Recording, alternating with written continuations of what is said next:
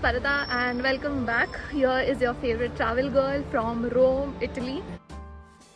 Today I'm taking a day trip to the world's smallest country, that is the Vatican City, and you're going to see how to send a postcard to yourself from there, visit the world's biggest church, how to reach there, which tour to book, etc. Everything. My hostel was near Rome Termini metro station, and I took a €1 pass, which takes me to the Vatican City metro station.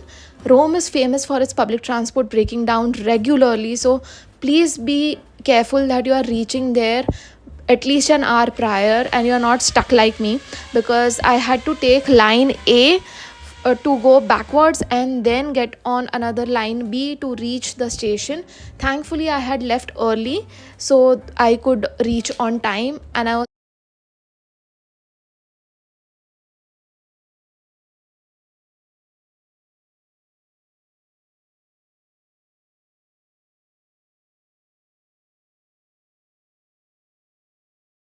running around. I grabbed breakfast on the way, pizza for €2. City Walkers, the tag you saw, was the tour company that I booked today's tour with.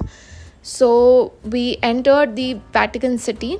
The tickets were paid for in the tour. We were given these earpieces so that we could hear our guide, because there were literally some 30 people on the tour.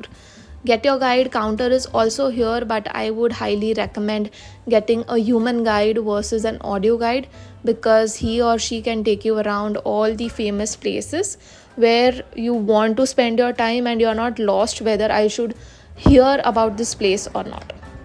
So this is the fountain where it was usually placed in the center, but then it was shifted here and the fountain is not operational now.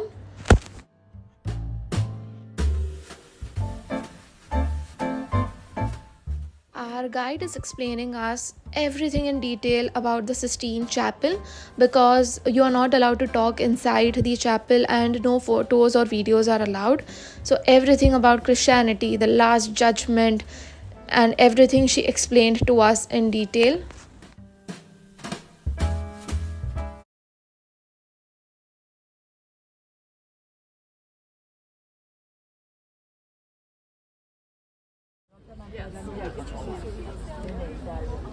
Vatican City is famous for Michelangelo's brilliant artworks and amazing sculptures. You would know Adam and God touching each other was done in the Sistine Chapel by Michelangelo, and the project was commissioned by the Pope back then.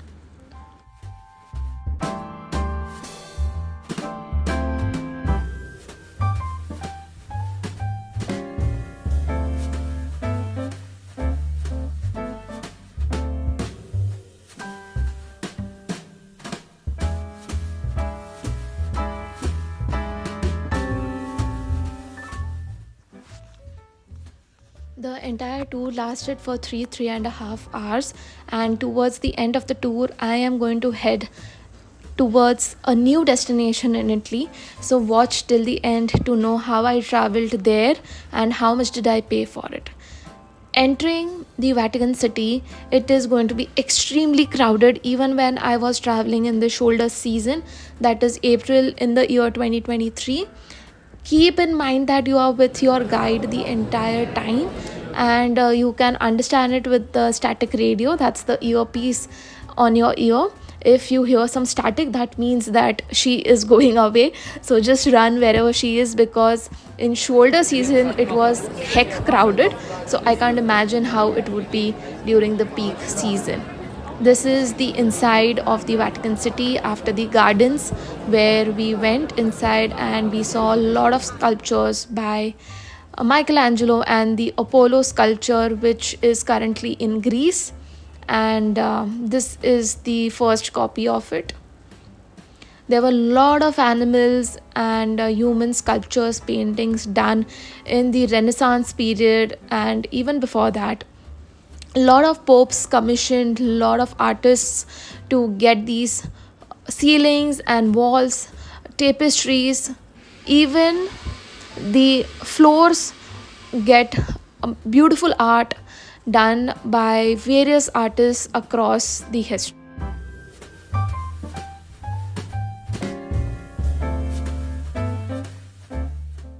You can pause and read about this beautiful circular hall. I booked this tour on Get Your Guide, and I'm going to leave the link in the description box below. The tour that I took costed between 5 to 6,000 rupees. There are other also cheaper options available ranging from 3 to 4,000 rupees. I'm going to leave that link also.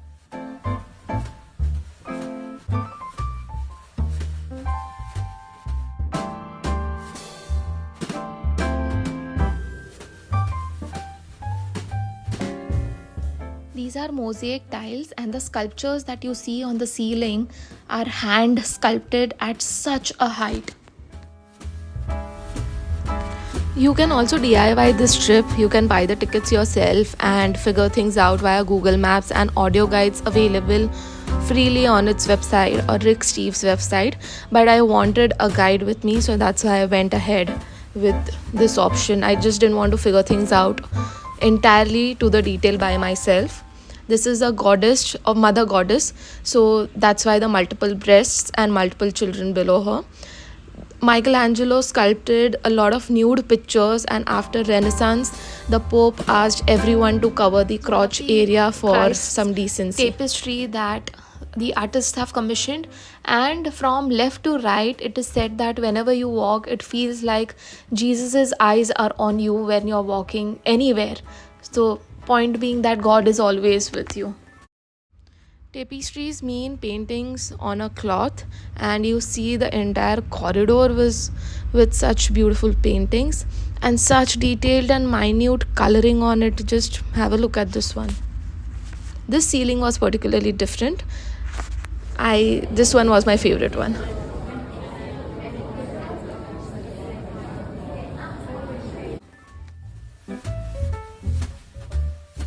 Now this was the room that also had my jaws dropped on the floor with this beautiful artwork on the ceiling and on the sides.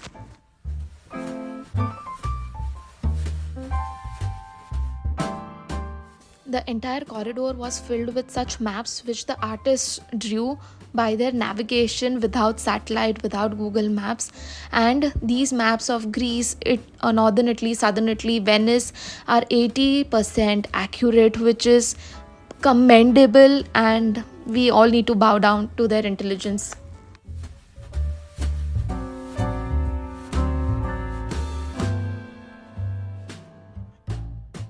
And now on to the world's biggest church, that is St. Peter's Church. Ensure you click St. Peter's in the tour that you are going ahead with, and that was the square which you see in all the movies where Vatican City is shown in. I am thanking Dan Brown so much for him to introduce me to this beautiful cities of Europe.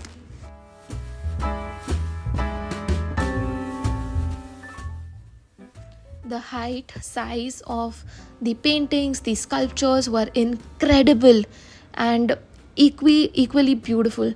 This sculpture was sculpted by Michelangelo, that's Mary and Jesus when he died, with beautiful grieving and the clothes folded with a stone.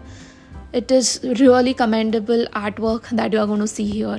They also have a bottom ground, a floor where you can go, but I could not find it. Maybe you should ask your guide when you are there if you want to access those vaults, and those are accessible by public as well.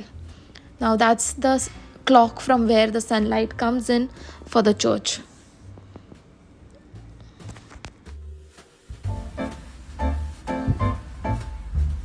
Here on the tiles also you will find the distance and the size of the churches all around the world, and that's how you understand St. Paul's in London is also the biggest one, and this line is huge. It is really interesting. When you exit, you'll see the post office there. You have to pay some 3 to 5 euros to get a postcard for yourself and get a ticket.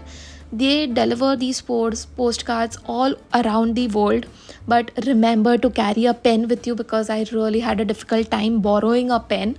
and yeah, everything else is there. Remember to write yourself a very nice letter. And I received this letter around 1.5 months after I posted this.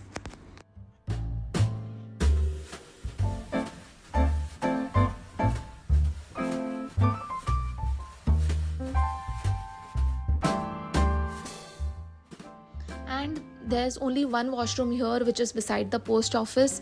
So 3 hours no peeing, just remember that. Here on my right is the washroom. While leaving Vatican City, I couldn't figure out the way from where to go, and I lost my way. I stopped somewhere, had a gelato, got back, so it was a little chaos. But remember to ask around for the exit, because the same evening I had my train to Florence. This is the train station where I took a cab for 12 euros and reached the station. Platform and everything was self-explanatory. The tickets were also very easy to read. I paid 2 euros and got a hot chocolate for myself. The Tuscan region was showing its beautiful colors to me. For this trip, Rome to Naples, I paid around 10 to 15 euros for one way trip, which I booked 3 months in advance, 3 to 6 months in advance. And if you are booking just 1 or 2 days before, it's going to cost you 70 freaking euros. So advance booking is the only way to save some money in Europe.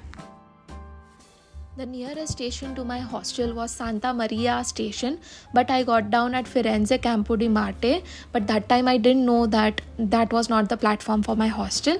The ticket conductor said that there'll be another train which will take you to Santa Maria, and I do not have to purchase any tickets for that. They had a lift, so moving my luggage from platform 1 to platform 2 was easy. And here they deposit your luggage as well, just in case you want to keep your luggage here and roam around Florence before you leave for anywhere else. This is the hostel where I stayed at, and the view is going to blow your mind. Remember to hit the subscribe button and watch my next vlog to know the location of this hostel where I stayed in, with this beautiful view from my window.